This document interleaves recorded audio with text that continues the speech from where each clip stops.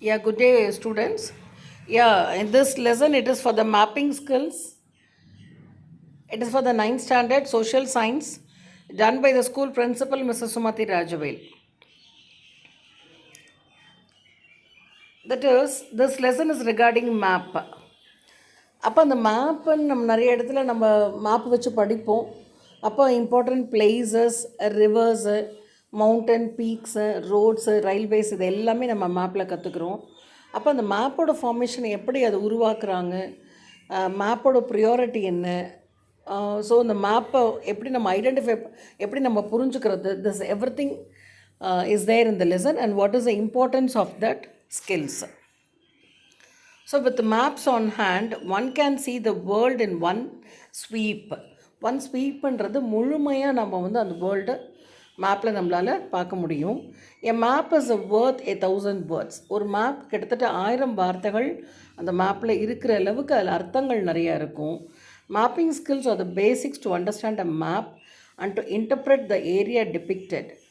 Interpret அப்படின்னா அதை புரிஞ்சுக்கிறதுக்கு, தட் இஸ் அந்த பேசிக் மேப்பை வந்து நம்ம புரிஞ்சுக்கணும் அப்படின்னா அதோட ஸ்கில்ஸ் நம்ம அண்டர்ஸ்டாண்ட் பண்ணிக்கணும்.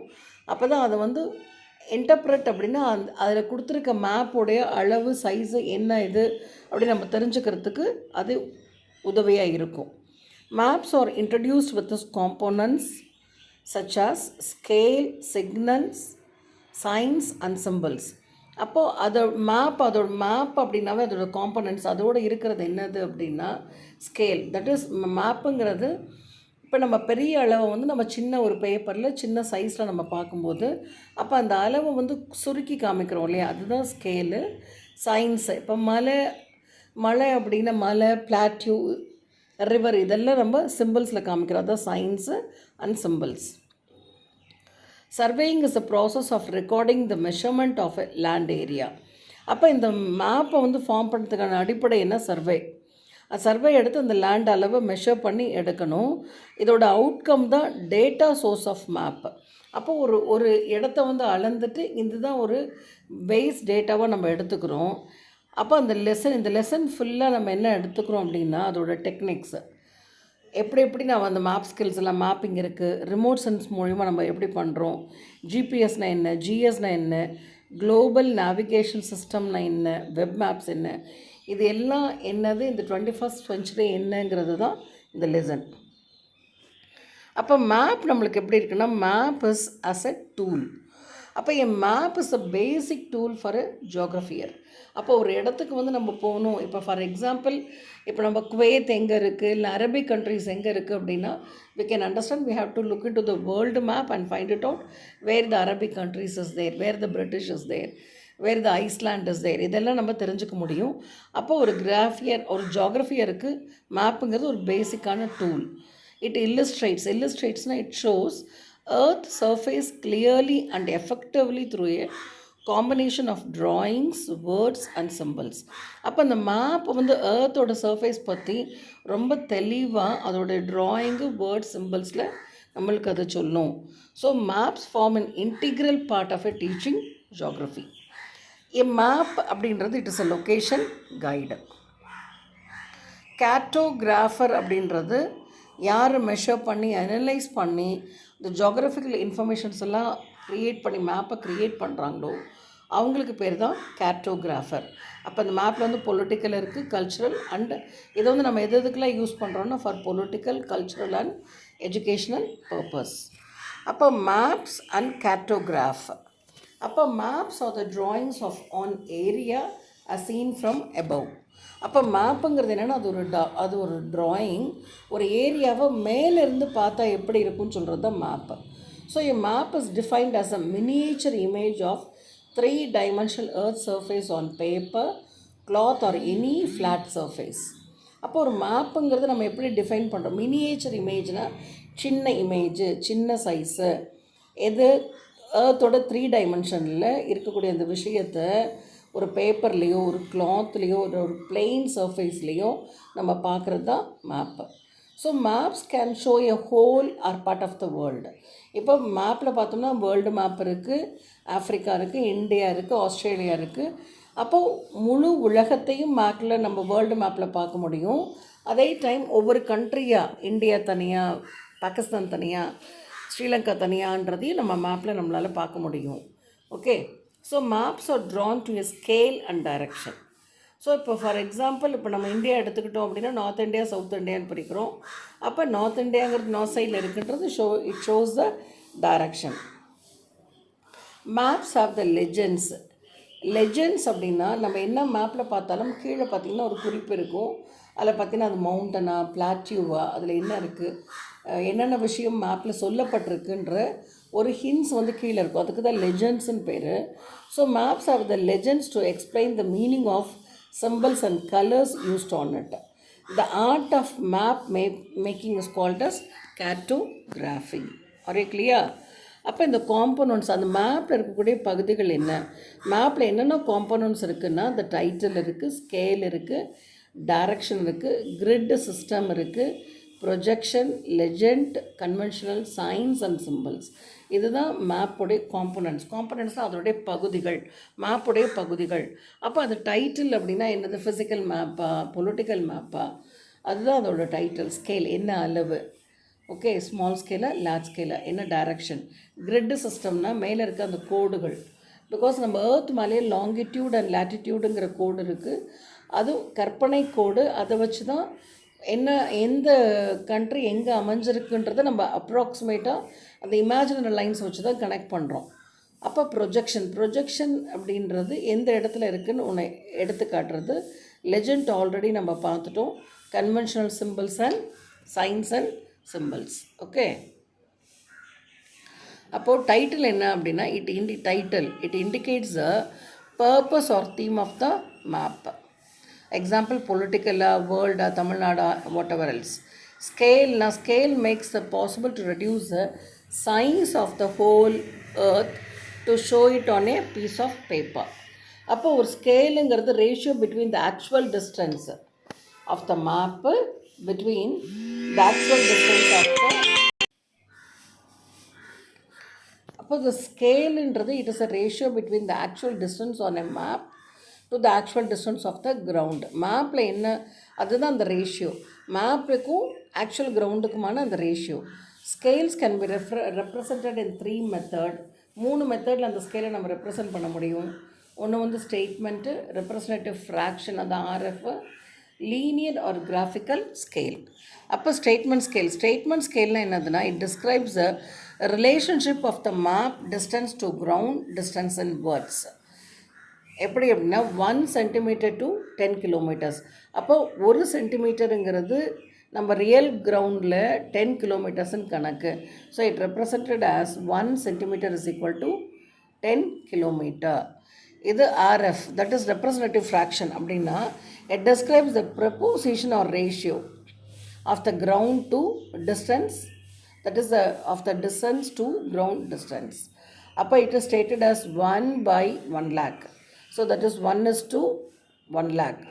So it means that 1 unit of the map represents lakh of the same unit on the ground. Are clear? அப்போ மேப்பில் ஒரு இதுன்னு இருக்கிறது, அதில் வந்து 1 lakh வேரியேஷன்ஸ் ஆகும். அதுதான் RF. This unit may be an inch or centimeter. Okay, or in linear measurement. இதை நம்ம எப்படி எழுதணும் அப்படின்னா, RF is equal to distance on the map by distance on the ground. So to find the RF when the scale is 1 centimeter to 1 kilometer, here 1 centimeter is equal to 1 kilometer. அப்போ அதோட formula என்னென்னா 1 centimeter divided by 1 kilometer. So 1 kilometer அப்படிங்கிறது 1 lakh centimeters. அப்போ அதோட ratio 1 is to 1 lakh. Okay, direction. இப்போ direction அப்படிங்கிறது are drawn normally with north orientation. Map எப்பயுமே north ஓரியன்டேஷனில் தான் மேப் பொதுவாகவே மேப் வரையப்படுது. அப்போ north direction in a map is always towards the north pole of the earth. Okay, so அப்போ நீ if you are desiring with your if you are standing towards the north, okay, அப்போ உன்னோட right will be the east, your left will be the west and your back will be south. இதுதான் standard. So in the main directions, the 4 main directions called as cardinal direction. என்ன பேர் அதுக்கு? It is the cardinal direction. Cardinal directionன்றது அதுக்கு சொல்கிறது. So direction is usually indicated on the map on north-south line with the north direction represented by arrow head. Grid system. The grid system அப்படின்றது the location of a place can be simply defined by its latitude and longitude. In normal practice, latitude is stated first and then comes the longitude. The latitude and longitude of a place can be expressed in units of a degree, minutes and seconds.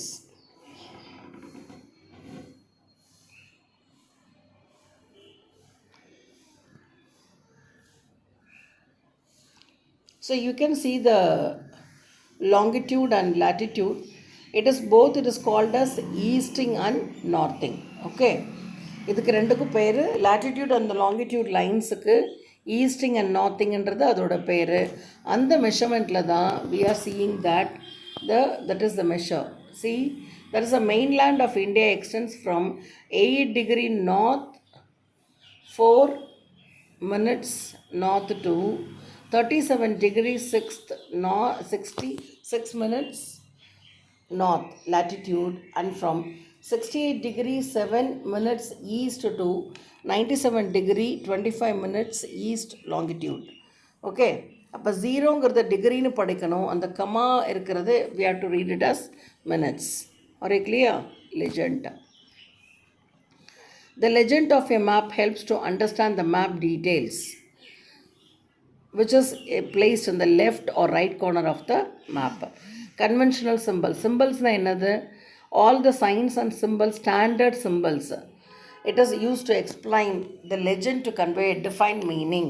இதுக்கு எல்லாமே அந்த மேப்பில் கொடுத்துருக்கூடிய இது. அப்போ அந்த சிம்பிள்ஸ்க்கெல்லாம் என்ன அர்த்தங்கிறத இங்கே பார்த்துடலாம். There are 3 types of map symbols. ஒன்று வந்து point symbols, line symbols, area symbols. One is point symbol, okay. Next is line symbol, and next is area symbol. Okay, அப்போ point symbol is building, dipping lands, tanks, trigonometrical beacons. Line symbols ங்கிறது railways, roads, power lines, etc. Area symbols ங்கிறது cultivated lands, ponds, orchards and vineyards. So இந்த அதே மாதிரி we have to use the colors is used. Brown வந்து for the it is for the eroded areas, prominent rock, sand areas. இதுக்கெல்லாம் brown use பண்ணுறோம். And light blue for water features, canals, coastal lines. இதுக்கெல்லாமே light blue, dams, lakes. இதுக்கெல்லாம் dark blue, national waterways.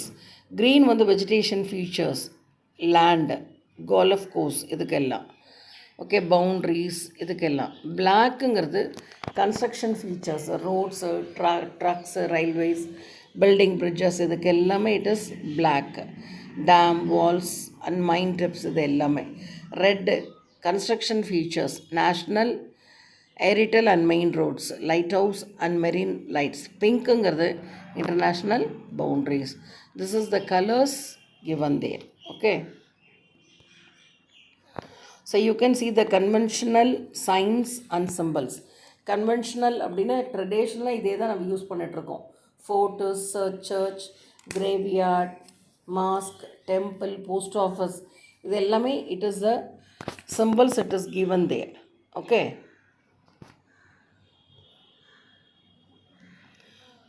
So it is a satellite remote sensing and aerial photography. Aerial photographyன்றது நம்ம நேரில் போய் ஒவ்வொரு இடத்தையும் measure பண்ணி எடுக்கக்கூடியது தான் aerial photography.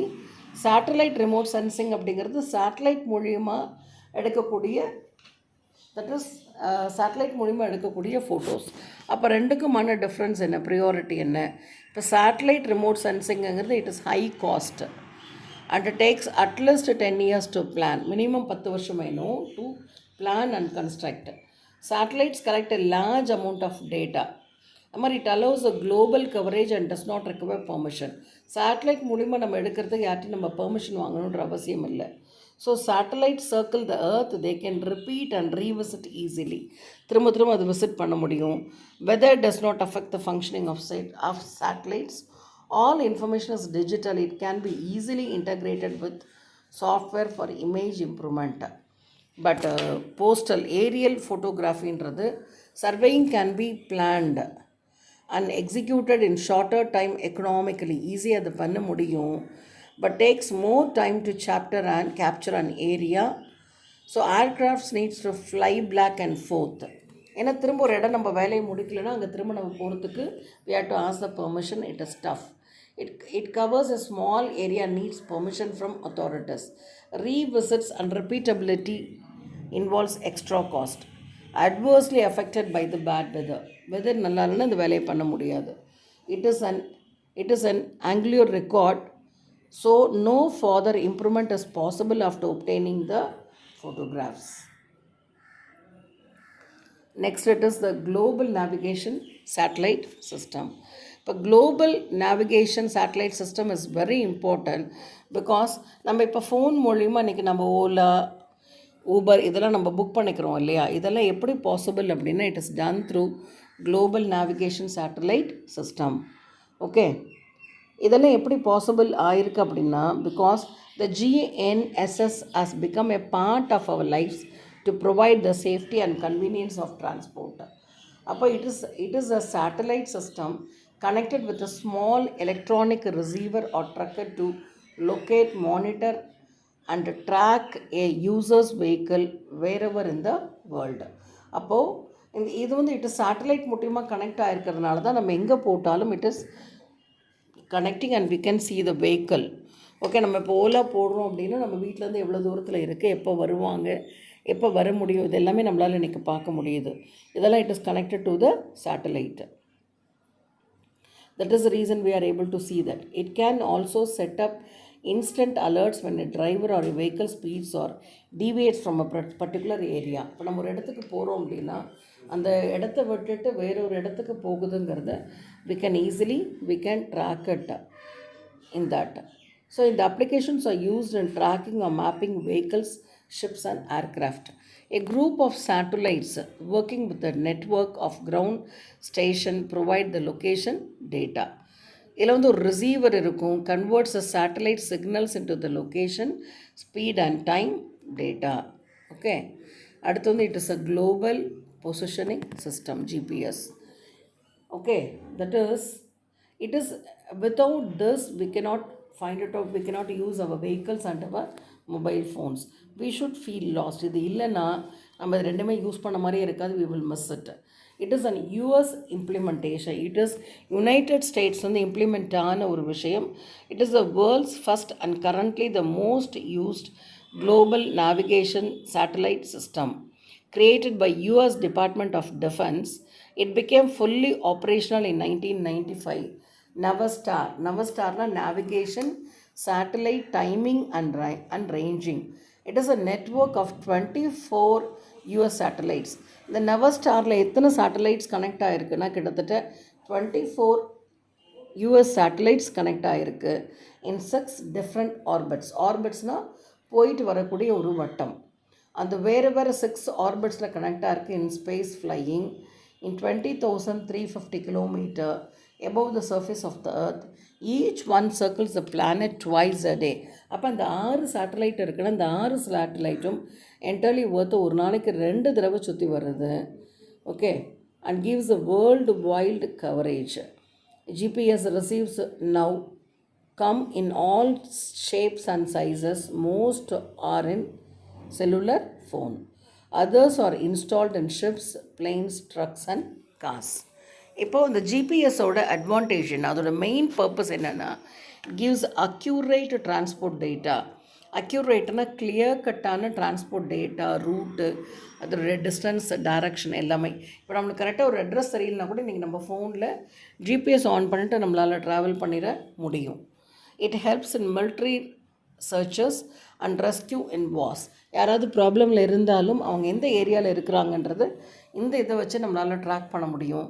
It can work as a reliable tourist guide. GPS helps during the accident and rescue efforts. speeding the delivery of emergency services and disaster relief.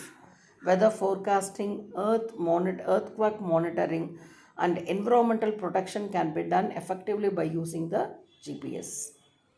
Okay, GIS. It's a geographical information system. But geographical information system அப்படிங்கிறது computer based tool to collect a large amount of data, okay, and through the remote sensing, okay. The GIS அப்படிங்கிற G for geographic, that is a particular area, I for information, that is facts and order, S for system. Okay, it is founded by in 1950 by Volda Tobler and Roger Tomenson. Prime examples of importing GIS for public welfare are Google Maps, Yahoo Maps, and Google Earth. The key ingredient is location. முக்கியமான பகுதி என்னங்கிறது location. We must have a coordinate, an address or a distance from the known point that help us to link the information to a location of the map. Okay. Bhuvan அப்படிங்கிறது சான்ஸ்கிரிட்டில் it is த புவன்னா ஏர்த்துன்னு அர்த்தம். இது வந்து it is இந்தியாவிலேருந்து ஐஎஸ்ஆர்ஓலேருந்து form பண்ணப்பட்டது.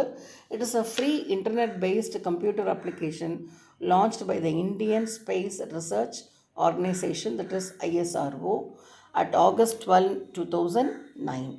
It enabled the Indian remote sensing images taken over a year, that is ISRO 7 satellites including Cartosat and Cartosat 2.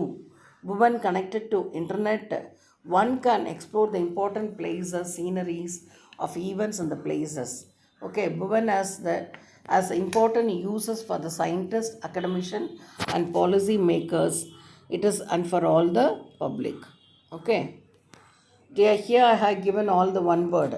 So one word answers மட்டும் இதில் இருக்குது. உங்கள் புக்கில் இருக்கிறத ஆன்சர்ஸை பார்த்து கொஷினை பார்த்து you check with the answers. For the question first one the answer is satellite imaginary. Second question it is a title. Third one is conventional science and symbols. Fourth question it is small scale. Fifth one is answer is B, that is 24 satellites. Okay, and match is also the answers I have given, revise it. Okay, and see all the questions is there in merged. Try to find it out. What is a map? First question I didn't give you. Second question, what is a map? A map is a basic tool of a geographer. It illustrates the earth surface clearly and effectively through a combination of drawings, words and symbols. A map is a location guide. Third question, components of the map. அதோட components என்னது? Title, scale and directions. அது மாதிரி few surveying instruments. இந்த few surveying instruments என்னோட புக்கில் இருக்கும், அதோட pictures இருக்கும். Try to find it out. That is chain, prismatic compass, plane table, dumpy level, abney level, clinometer. இதோட ஃபோட்டோஸ் எல்லாமே உன் புக்கில் இருக்கும். Kindly go through that pictures. இதெல்லாம் வந்து நம்ம சர்வே பண்ணுறதுக்கான instruments. And then define the remote sensing. Remote sensing refers to the observation and measurement of earthly objects without touching them. Remote means far away and sensing means observing or collecting information. What are the components of remote sensing? அதில் இருக்கக்கூடிய components, அதோட பகுதிகள் என்னதுன்னா energy source, transmission பாத், target, sensor.